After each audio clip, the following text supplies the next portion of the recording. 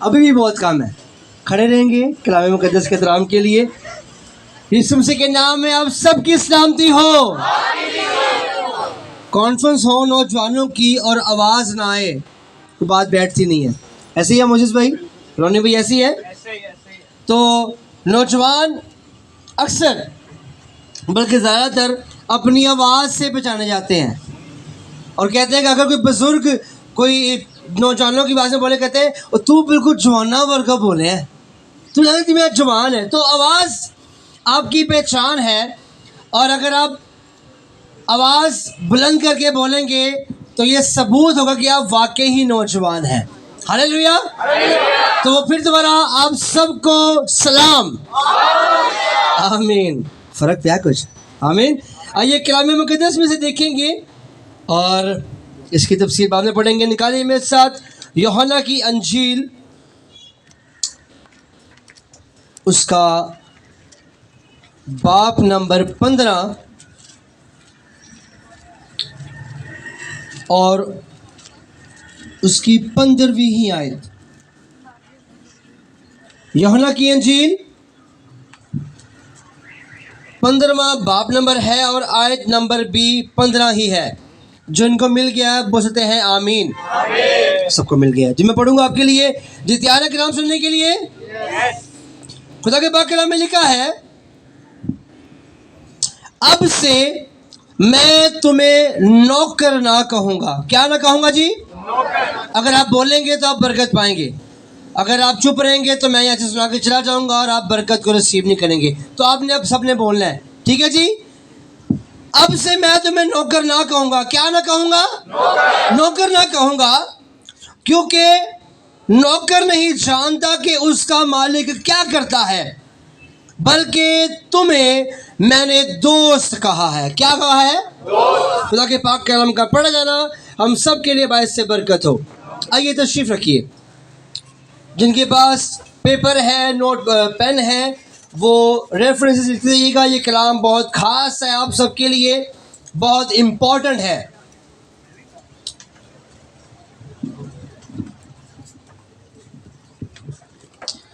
मैं इस बात को यहाँ पे ध्यान दीजिएगा, जब लिखने की बारी होगी मैं आपको टाइम दूंगा, लेकिन आप सब ने यहाँ पे ध्यान देना है ताकि आप इस कलाम को गौर कर सकें कि आज का कलाम है किस बारे में।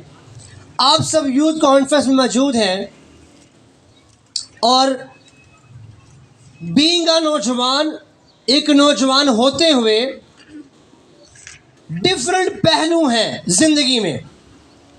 एक नौजवान को शायद एक अच्छे ख़ानदान की ज़रूरत है, एक नौजवान को शायद एक अच्छी जॉब की ज़रूरत है, एक नौजवान बहन को, भाई को अच्छी एजुकेशन की ज़रूरत है।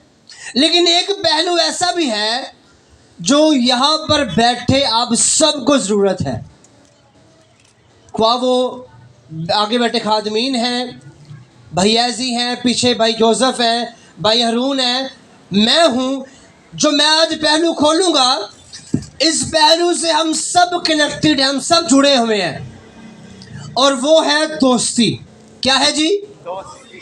आवाज़ बहुत कम है। क्या है? दोस्ती। मैं फिर से कहूँगा, अगर आप बोलेंगे तो मुझे बरकत मिलेगी, और जब मैं बरकत दूंगा तो यहाँ से बरकत आपके लिए ट्रांसफ़र होगी।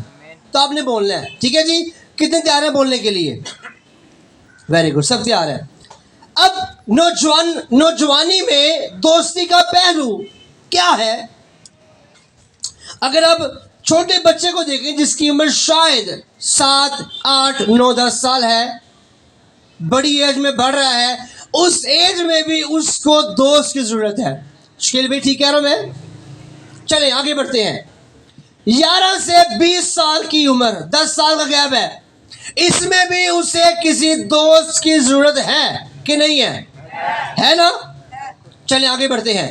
अब ये दोस्ती का पहलू यहाँ पर ख़त्म नहीं हुआ।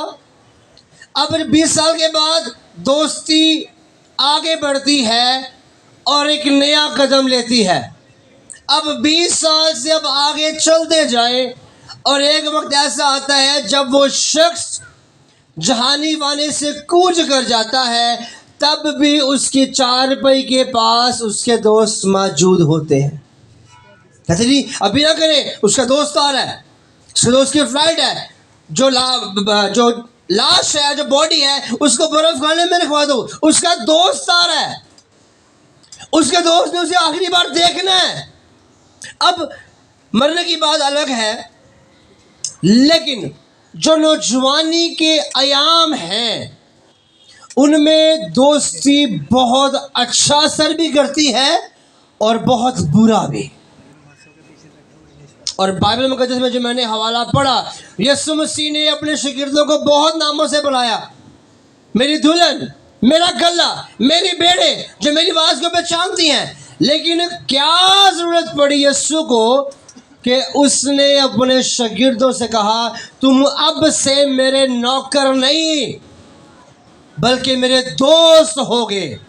और दोस्त वो होता है, आप सब जानते हैं, मैं दोस्ती को पूरा नहीं खोलूंगा बल्कि इसके ऊपर ही सदा पर काम करूंगा।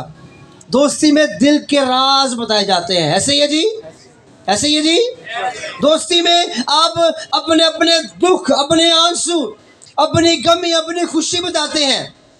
और यीशु मसीह ने कहा कि तुम अब से मेरे नौकर नहीं, क्योंकि नौकर नहीं जानता कि उसका मालिक कहाँ जा रहा है, लेकिन दोस्त जानता है। जमात वाले आमीन।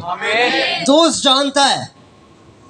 और अगर चुनाव के बारे में देखें तो एक बड़ी खूबसूरत आयत है यूहन्ना की इंजील 15वें बाब में, मेरे साथ रहिएगा, 15वें बाब की 16वीं आयत। अब सिलेक्शन देखेंगे कि क्या यीशु ने किया।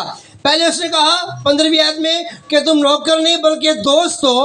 अब यीशु मसीह ने दोस्त कैसे रखे, सुनिएगा, 16वीं में लिखा है, तुमने मुझे नहीं बल्कि मैंने तुम्हें चुन लिया। कोई बोले हालेलुया। यीशु ने अपने दोस्तों का चुनाव खुद किया। अगर आप अपने जिस्मानी रिश्तों के बारे में देखें तो क्या हम अपनी मर्जी की माँ हासिल कर सकते हैं? हेलो। या अपनी पसंद का बाप हासिल कर सकते हैं? या वो भाई यीशु मुझे वो देना भाई जो मुझे अंडरस्टैंड करे, क्या मिलेगा? नो। कोई रिश्ता आपको अपनी मर्जी से नहीं मिलेगा, वो खुदा की देना है। लेकिन दोस्त आपको अपनी मर्जी का मिल सकता है। आप दोस्त अपनी, अब जो मेरे दिल के मुआफिक है, जो मुझे सा, जो मुझे अंडरस्टैंड करे, जो मुझे परखे, जो मेरी खामोशी भी हो उसमें भी मुझे समझ जाए, वो मेरा दोस्त होगा। अब बाइबल मुकद्दस दोस्ती के बारे में क्या फरमाती है, मैं इस पर आज बोलूँगा और मुझे आप सबकी तवज्जो चाहिए, क्योंकि हम सब जो यहाँ पर मौजूद हैं किसी न किसी तरीके से दोस्ती के पहलू में बंधे हैं। और वो पहलू शायद आज के कलाम के बाद आपको लग जाए पता कि वो पहलू मेरे लिए ठीक है या नहीं है। क्या जो दोस्त बचपन से मेरे साथ है, जो मेरा पड़ोसी है, जो मेरी खिदमत में मेरा भाई है, मेरी बहन है, या कोई भी है, उसको मेरे दोस्त का लक़ब दिया कि तू मेरा दोस्त है, तू मेरी बहन नहीं, तू मेरा दोस्त है। आइए जज करें कि नौजवान दोस्ती में किस तरह फंस कर गुनाह का शिकार हो जाते हैं। और गुनाह के बारे में बाइबल फरमाती है कि गुनाह की मजदूरी मौत है। अब दोस्ती किस तरफ आपको मौत की तरफ धकेल रही है। आप सब नौजवान हैं, मेरा ये मजमून नहीं था, मेरा मजमून प्रोजेक्टर पे पढ़ाने वाला था, लेकिन ये कलाम मैंने भी तैयार किया और आपके सामने पेश कर रहा हूँ कि बीइंग अ नौजवान, मैं बहन हूँ, भाई हूँ, बच्चा हूँ, बड़ा हूँ, बूढ़ा हूँ, मरने की हालत में हूँ, दोस्ती मुझे किस तरह लेके जा रही है। क्या ये रूहानियत है कि क्या ये दोस्ती जो मैंने रखी हुई है ये मुझे जिस्मानी सूरत की तरफ लेके जा रही है? बाइबल के हवालाजात आप लिखेंगे ताकि आप इस कलाम को आगे शेयर कर सकें, और ना सिर्फ शेयर करें बल्कि अपनी ज़िंदगी पर अप्लाई कर सकें। बाइबल मुकद्दस में और उससे पहले 3 ऐसी हालतें हैं जिनसे आप किसी को जज कर सकते हैं कि इसमें मेरी दोस्ती का पहलू है या नहीं है। पहला पहलू है मोहब्बत। क्या है जी? आप किसी से दोस्ती करते हैं और उसमें मोहब्बत नहीं है, सिर्फ मतलब परस्ती है, या सिर्फ जब आपके जेब में कुछ पैसे हैं तब आपकी उससे दोस्ती है। नो, बाइबल कहती है मोहब्बत के बारे में, मोहब्बत शेखी नहीं मारती, मोहब्बत सब सह जाती है, मोहब्बत साबर है। और किसी भी दोस्ती का पहली बुनियाद, किसी भी दोस्ती की पहली फाउंडेशन मोहब्बत है। अगर आप में उसमें मोहब्बत नजर नहीं आ रही तो पीछे हट जाइए, खुदा आपको उससे एक अच्छा दोस्त मुहैया करेगा। सेकंड पॉइंट है वफादारी। आज के वक्त में वफादार दोस्त मिलना बहुत मुश्किल है। आप शायद उससे अपने दिल का राज बताते हों और वो कल को 100 बंदों को और बताए, और जब वो बंदे आपसे मिले, आपने ये वाला काम किया था, ओ आपको कैसे पता, मैंने तो उससे शेयर किया था। यानी वो बेवफा निकला, उसमें वफादारी नहीं रही। पहली बात मोहब्बत बुनियाद, दूसरी बुनियाद वफादारी, और तीसरी बुनियाद है रफाकत। कैसा हो, अगर आप किसी को दोस्त बनाए और वो आपसे मिलना पसंद ना करें, यशा भाई कैसे लगेगा, रमन भाई बुरा लगेगा।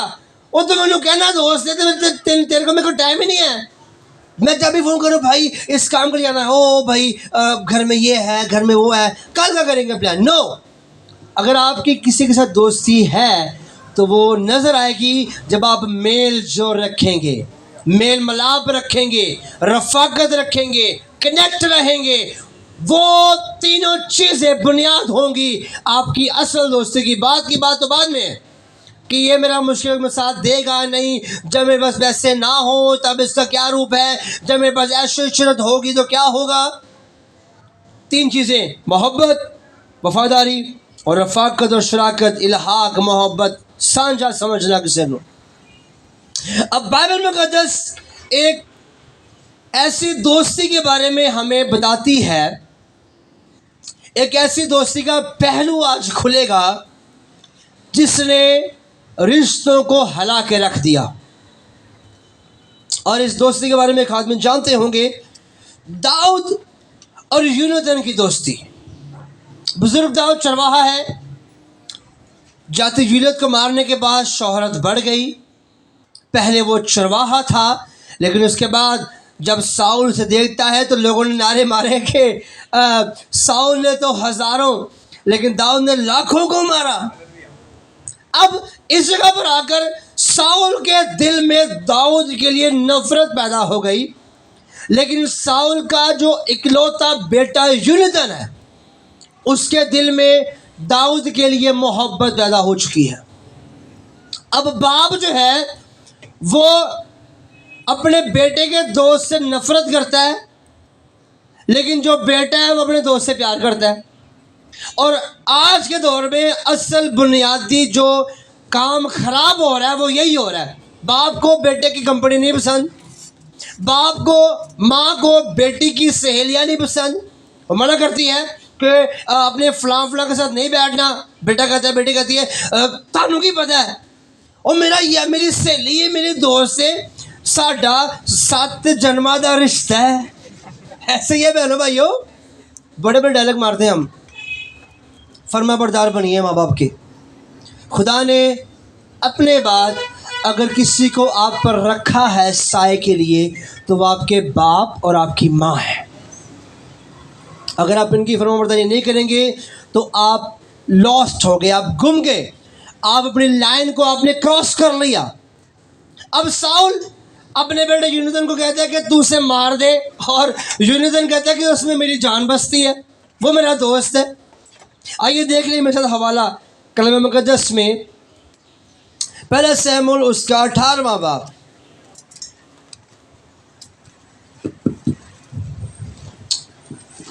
और उसकी पहली आयत सब निकालिएगा, आपके पास लिखने का टाइम भी है। पहला शमूएल बाब नंबर 18 और आयत नंबर 1। फिर बोलूँगा पहला शमूएल बाब नंबर 18 और आयत नंबर 1। मैं पढ़ूंगा, आपके लिए गौर कीजिएगा। खुदा के पाक कलाम में लिखा है, जब वो साउल से बातें कर चुका तो यूनातन का दिल दाऊद के दिल से ऐसा मिल गया कि यूनातन उससे अपनी जान के बराबर मोहब्बत करने लगा। जब दाऊद साउल से बातें कर चुका तो उसके बाद उसके बेटे यूनातन का दिल से कनेक्शन हो गया, दिल से मेल मिलाप हो गया, दिल से कमिटमेंट हो गई कि अब से यूनतन और दाऊद आपस में दोस्त है, लेकिन बाप को यह बात पसंद नहीं आ रही। नौजवानों गौर कीजिएगा, आप सब नौजवान हैं। जब बाप को ये चीज़ पसंद नहीं है कि आपने ऐसी महफिल में ऐसे दोस्तों के साथ, ऐसी सहेलियों के साथ नहीं बैठना, तो ना बैठे। ये निहायत ज़रूरी बात है जिसको हम सब नौजवान होते हुए इग्नोर कर रहे हैं, निगलेक्ट कर रहे हैं। और खैर है, अभी पापा मामा घर पे नहीं है, मैं से मिल आता हूँ, मैं से मिल आती हूँ। नो। और इसकी सज़ा क्या थी, अब मैं आगे इस बात को खोलूँगा कि क्या सज़ा मिली, दाऊद और यूनतन का एंड क्या था, इस बात को समझिए। और एक वक्त ऐसा आया कि उनकी मोहब्बत ऐसी आपस में बंध गई, और दोस्ती में ये चीज़ आम है, एक दूसरे को शर्ट शेयर करना। मुझे आपके शूज़ पसंद आए, मैंने आपके शूज़ पहने हैं, ये ले भाई आपके लिए जान भी हाजिर है। ये डायलॉग आम है, ऐसे ही है जी। और बूटा जी की गाले, तेरे से जान भी हाजिर है, लेकिन मुश्किल में कोई नज़र नहीं आता। इस बात को समझिए। एक वक्त में यूनतन और दाऊद, यूनतन ने अपना चोगा दे दिया दाऊद को। वो चरवाहा था, और बड़े फलस्ती को मारने के बाद उसकी शोहरत जब बढ़ गई तो ये बात सामने खुली। वो साथ खाना खाते, साथ वक्त गुजारते, साथ अपने ड्रेसेस एक्सचेंज करते, लेकिन बाप को ये बात पसंद नहीं थी, और यूनतन को अपने बाप की बादशाही नहीं मिली। और एक वक्त आया इसी बाब में, यूनतन का गुस्सा, साउल का गुस्सा अपने बेटे यूनतन पर और उसकी बीवी पर, यानी यूनतन की माँ पर ऐसा भड़का कि उसने गाली तक निकाली। लेकिन चंडलापन के बच्चे, ऐसी नफरत हमारी दोस्ती हमारे घरों को तबाह कर रही है। नौजवानों, हमारी फ्रेंडशिप्स, हमारी गलत कमिटमेंट्स, हमारे गलत वादे हमारे घरों को तबाह कर रहे हैं। जो वक्त हमें घर में देना चाहिए हम नहीं दे रहे, और हमें देना चाहिए सबसे पहले अपना खानदान। सब बोले मेरा खानदान, सब बोले मेरा खानदान। आपका खानदान जहां पर आपके लिए खड़ा हो सकता है, आपके दोस्त नहीं। मैं खोलूंगा कि जाके इस बात पर कि दोस्त जो हैं, बाइबल फरमाती है अच्छे भी हैं, वक्त गुजारना भी चाहिए, लेकिन जहां पर ये बात बाइबल में इस बात का सबूत हो रहा है कि अगर साउल के बाद किसी को बादशाही मिलनी थी तो वो यूनतन था। उसका इकलौता बेटा था, लेकिन उसको अपनी दोस्ती की परवाह रही और बादशाही की ना, इसलिए उससे उसकी बादशाही जाती रही। वो जल्द मर गया, और मरने के बाद एक वक्त ऐसा आया कि दाऊद बादशाह बन गया और यूनतन जहाने वाने से कूच कर गया, मर गया। अब उस वक्त यूनतन की दाऊद के साथ जो मुलाकात और रफाकत आखिरी मोमेंट से वो क्या थे, निकाली में साथ कलम मुकद्दस में से दूसरा शमूएल उसका पहला बाब और उसकी 26वीं आयत। दूसरा शमूएल पहला बाब 26 आयत, जिसको मिल जाए वो पढ़ सकता है ऊंची आवाज में। सेकंड शमूएल पहला बाब और 26 आयत। चलिए मैं आपके लिए पढ़ता हूँ, गौर कीजिएगा। यहाँ पे लिखा है, ऐ मेरे भाई यूनतन, अब ये दाऊद बात कर रहा है, जब उसे खबर पहुंची कि तेरा दोस्त यूनतन मर गया है, छोड़ गया दुनिया, तो दाऊद पर क्या असरात थे देखते हैं। लिखा है, ऐ मेरे भाई यूनतन, मुझे तेरा गम है, तू मुझको बहुत ही मरगूब था, बहुत अजीज था, तेरी मोहब्बत मेरे लिए अजीब थी। अब ये आयत जरा गौर कीजिएगा, औरतों की मोहब्बत से भी ज़्यादा उनकी कमिटमेंट, उनकी आपस में दोस्ती, दाऊद और यूनतन की दोस्ती। और दाऊद कहता है जब यूनतन मर जाता है, वो कहता है कि तुझसे मेरी मोहब्बत बड़ी अजीब थी, औरतों से भी ज़्यादा मैं तुझसे इश्क, तुझसे मोहब्बत करता था। और इसी बात ने यूनतन की बादशाही से गवा दी। वो अलग हो गया। और जो मैं बात आपके लिए खोलूँगा आज कलाम मुकद्दस में से, वो ये है कि आपको कैसे दोस्त रखने चाहिए। क्या बात है जी? आपको कैसे दोस्त रखने चाहिए? लिखिएगा, आपके पास टाइम है। हेडिंग लिखिए, आपको कैसे दोस्त बनाने चाहिए या रखने चाहिए। अगर हैं तो ठीक है, अगर नहीं तो आगे से क्या एहतियात है। लिखिएगा, मुझे कैसे दोस्त बनाने चाहिए। नौजवानी में यह बहुत खास है, दोस्ती का पहलू, और इसको खोलना उतना ही ज़रूरी।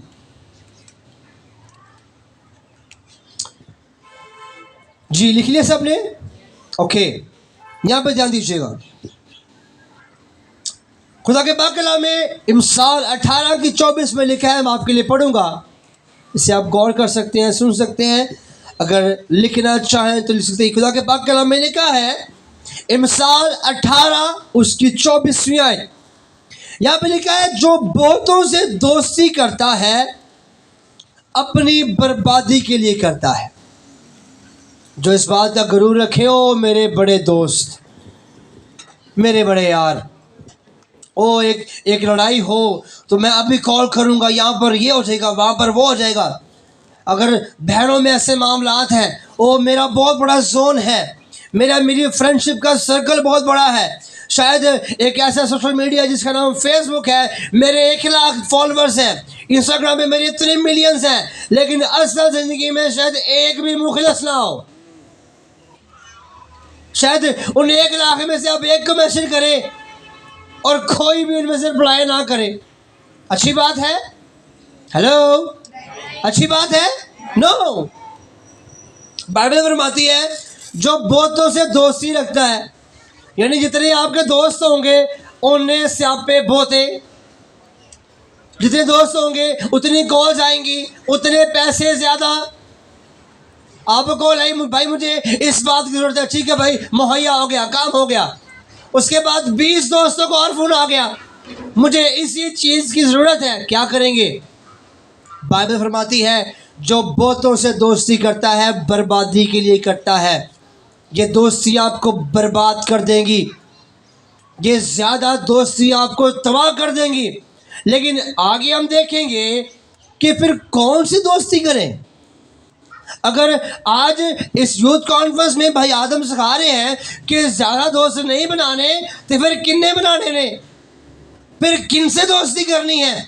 आइए देखें किन से दोस्ती करनी चाहिए। 6 पॉइंट्स हैं मेरे पास, जो मैं टाइम को मद्देनजर रखते हुए जल्दी कवर अप करूंगा। पहला दोस्त ऐसा होना चाहिए जिसके अमाल नेक हों। लिखिएगा, भाइयों के पास अगर नहीं है तो उनको प्रोवाइड किया जाए पेन या नोटबुक। ऐसा दोस्त बनाए जो नेक हो। इसके लिए हवाला लिखिएगा, गलतियों 4:18। गलतियों 4:18। मैं आपको लिखवा इसलिए रहा हूँ कि आप यूथ कॉन्फ्रेंस में है, ये टीचिंग है, प्रीचिंग नहीं है। प्रीचिंग बस सुनाना है, टीचिंग सिखाना है। गलतियों 4:18 मैं पढ़ूंगा आपके लिए, यहाँ पे गौर कीजिएगा। लेकिन ये अच्छी बात है कि नेक अमर में दोस्त बनाने की हर वक्त कोशिश की जाए। किस अमर में जी? नेक अमर में। सब बोले नेक अमर में, सब बोले नेक अमर में। सब नहीं बोल रहे, सब बोले नेक अमर में। लेकिन को फारसी का वर्ड है नेक अमर में, लो उर्दू का वर्ड है, आप सबने साथ देना है। अब पहला पॉइंट है, दोस्त वो बनाना है जिसके अमाल अच्छे हैं, या जिसको देखकर कोई आपकी पर्सनैलिटी को जज ना करे। ओ अगर इसका दोस्त ऐसा है, ये खुद भी ऐसा होगा। ओ अगर इस दोस्त ने ये बुरा काम किया है, यकीनन तू भी कारदा होएगा ना। दस आपकी फ्रेंडशिप आपका रिफ्लेक्शन है, आपका अक्स है। आपका किरदार आपकी दोस्त से जाहिर होगा। अगर इसकी महफिल ये है, यानी इसके घर में ऐसा माहौल है, शायद अच्छा हो, लेकिन इसके दोस्त बुरे हैं तो यह भी शायद खतरे में है। ऐसा दोस्त बनाइए जिसके नेक अमाल हो, बुरे अमाल ना हो, नशे वाले अमाल ना हो, चोरी वाले अमाल ना हो, नाफरमानी वाले अमाल ना हो, बल्कि नेक अमल हो, वो दुआ करने वालों को बोले हालेलुया, वो रोजे रखने वाला को बोले हालेलुया, वो रातों को दुआ में ठहरने वाला हो के बोले हालेलुया। दोस्त ऐसा बनाए जो नेक अमल रखता हो, नेक अमल रखता हो। जज कीजिए, परखिए। इस यूथ कॉन्फ्रेंस में इस टॉपिक का खुलना कोई हादसा नहीं है, ये अल्लाह ही मकसद आपके लिए है कि मेरी फ्रेंडशिप क्या है। नौजवान होते हुए इस पहलू ने शायद मुझे नीचे कर दिया है। शायद मैं पहले बड़ा सरगर्म था, शायद मेरे पहले बहुत रोजे थे, दुआएं थी, शायद नौजवान होते हुए मैं अपने चर्च में पास्टर की सपोर्ट था, लेकिन अब क्या हो गया? शायद वो खिदमत का टाइम मेरे दोस्त मुझसे ले गए। शायद जो वक्त मैंने अपने पेरेंट्स के साथ, बहन के साथ, भाई के साथ या अपने चर्च के मुबश्शिर पास्टर के साथ देना था, वो टाइम मेरे दोस्त ले गए। इस बात को आज अपने साथ लेकर जाएं कि मैंने अपनी दोस्ती ऐसे के साथ बनानी है जिसके नेक अमाल हों। आगे बढ़िए। दूसरा पॉइंट, दूसरा दोस्त आपने कैसा बनाना है, ये तो हमने देख लिया कि जो नेक अमल हो, गलतियों 4:18 में। दूसरा दोस्त ऐसा बनाए जो आपको सपोर्ट करे, जो आपकी हेल्प करे। और वो मैं इस बात से हंसता हूँ कि बहुत से दोस्त ऐसे हैं जो मुश्किल वक्त में देखकर तंज करते हैं।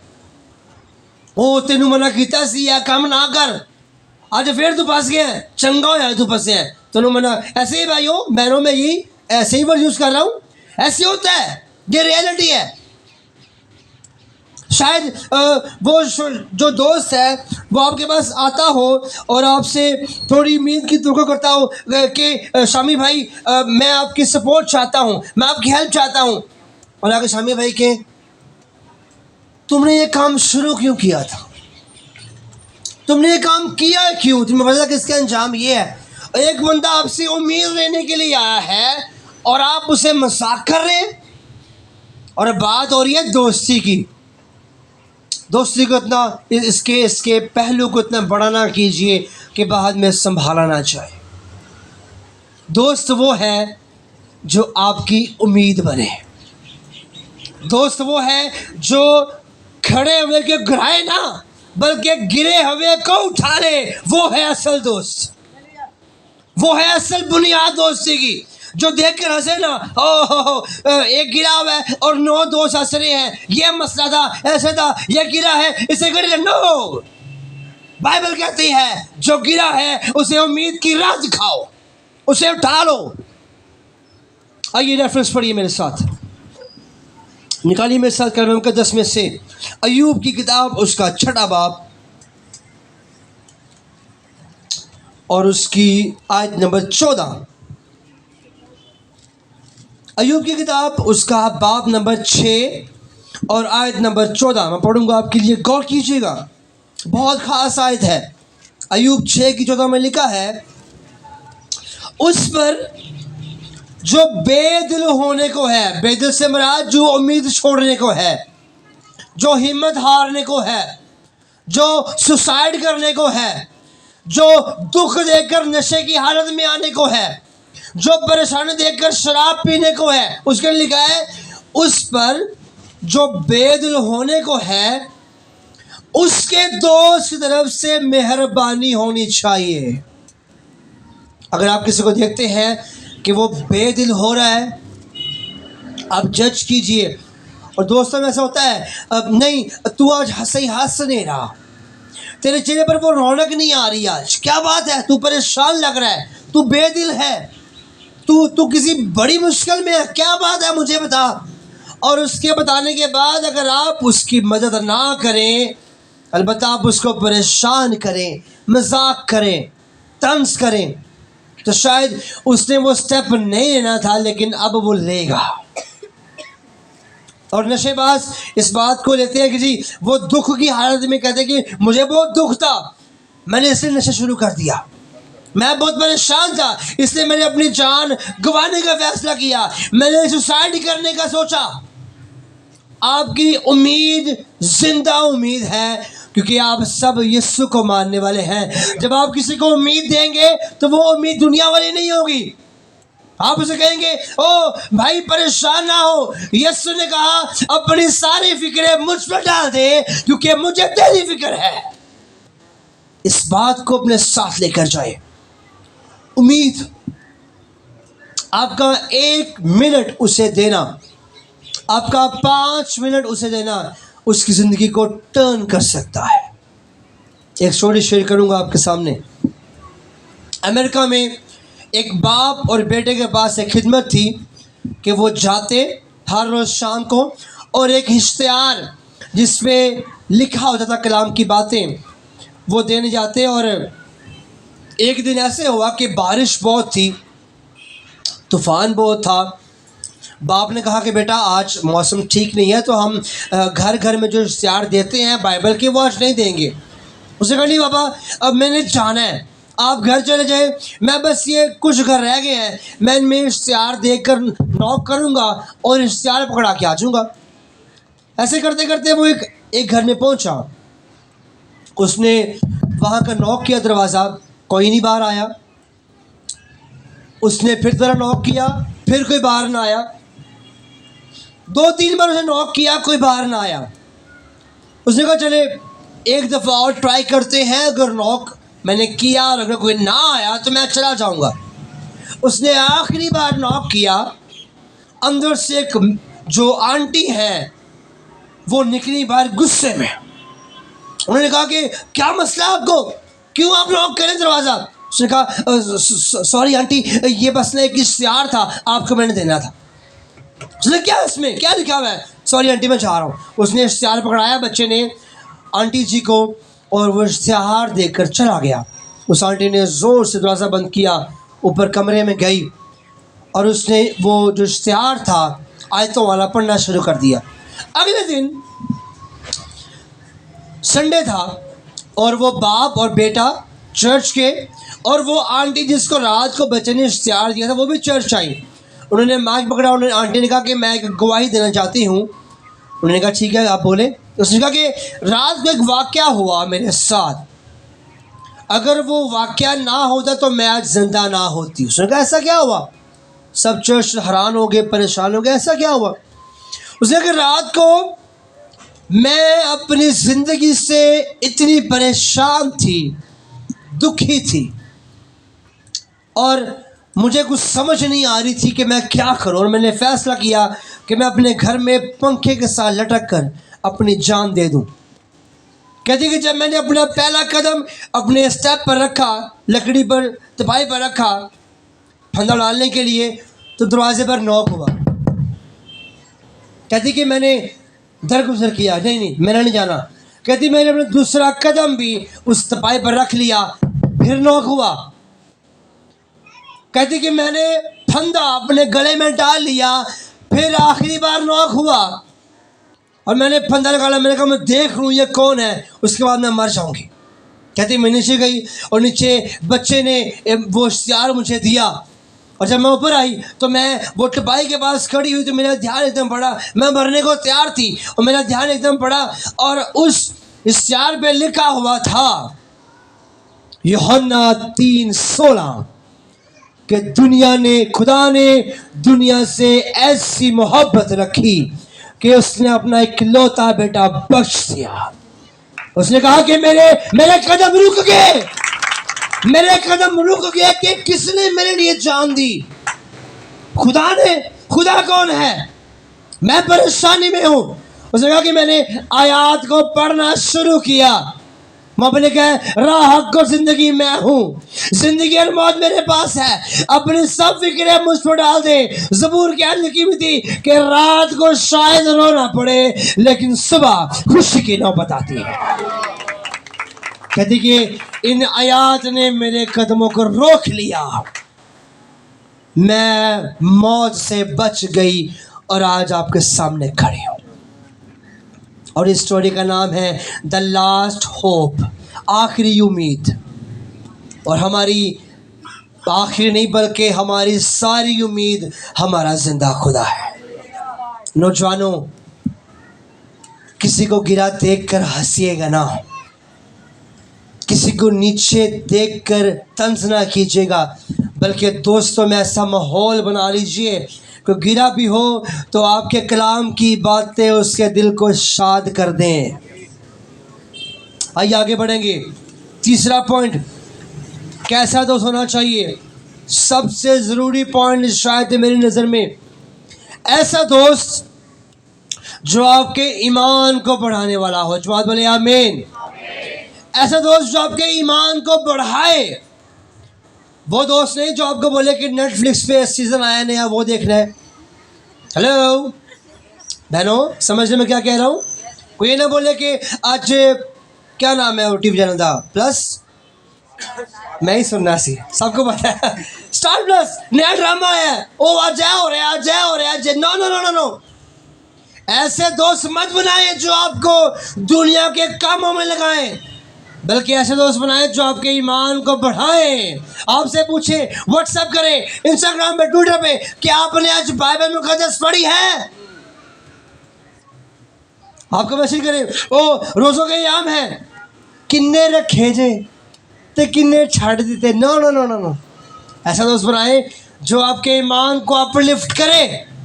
जहाँ पर आपकी मोहब्बत ठंडी पड़ चुकी है वो वहाँ पर मौजूद हो सर गर्म करने के लिए। मेरे दोस्त, मेरे भाई, आज शाम को 8 बजे मेरे घर में रफ़ाकत है, हम मिलकर दुआ करेंगे, खुदा हमारी मुश्किलात को आसान करेगा। जवाब बोले आमीन। ऐसी फेलोशिप, ऐसे दोस्त बनाए। वो दोस्त नहीं जो आपको दुख में नशे दे। वो दोस्त नहीं जो जब आपकी जेब में कुछ ना हो तो आपको चोरी के लिए वर्गलाएं।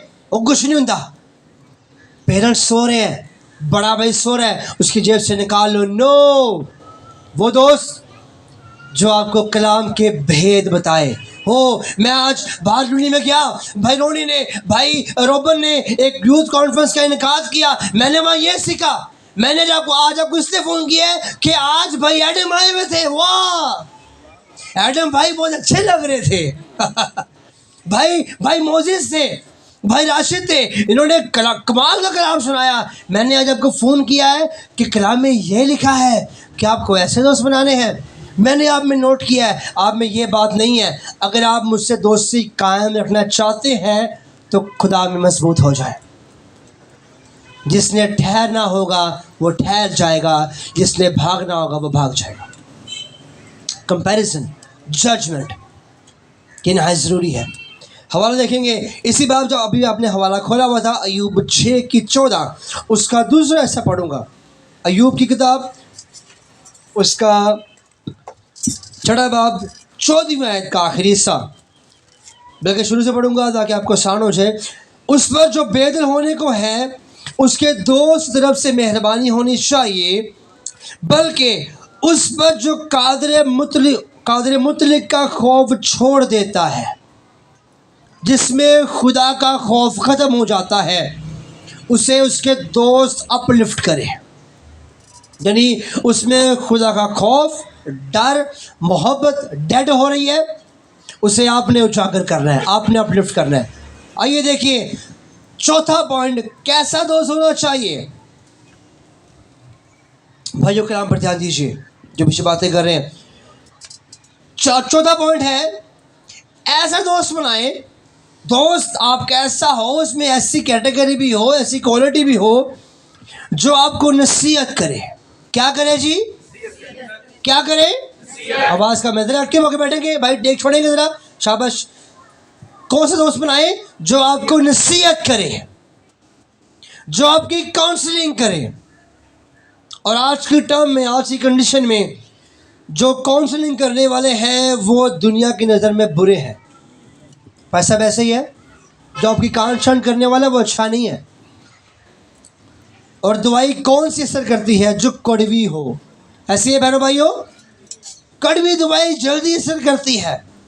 तंबी, और खुदा फरमाता है कलाम में, नयानामे में, कि जिसको वो बेटा बनाता है उसे कोड़े भी लगाता है, उसकी तंबी भी करता है, जैसे वो फर्जंद बना लेता है। तो खुदा का बेटा बनना आसान नहीं है, गौर कीजिएगा। उससे मुशाहबत हासिल करनी है। पौलुस भी यही कहता है कि मैं उसके जलाल को तब देखूंगा जब मैं उसके दुखों से मुशाहबत हासिल करूंगा, ताकि उस जलाल को देखो जिससे वो मुर्दों में से जी उठा। इस बात को गौर कीजिए, वो दोस्त जो आपकी काउंसलिंग करे आपका असल दोस्त है, आपके साथ फेलोशिप में है, जो आपको बुरे काम से रोके। आप फोन पे कोई गंदा मटीरियल देख रहे हैं, आपको रोके, नो, बुरी बात है, ज़िना है, गुनाह है, नहीं करना। आप नशे की तरफ जा रहे हैं, भाई बहने, बहुत आम है ये, वो आपको रोके, नो, बुरी बात है। कलाम फरमाता है कि हमें इस तरफ नहीं जाना। कलाम फरमाता है कि ये हमारी सेहत के लिए बुरा है, इसका अंजाम आग और गंधक की झील है। वो दोस्त जो आपको गाइड करे, इसके लिए देखिए मेरे साथ हवाला इमसाल की किताब, उसका 27वां बाब और उसकी 9 आयत।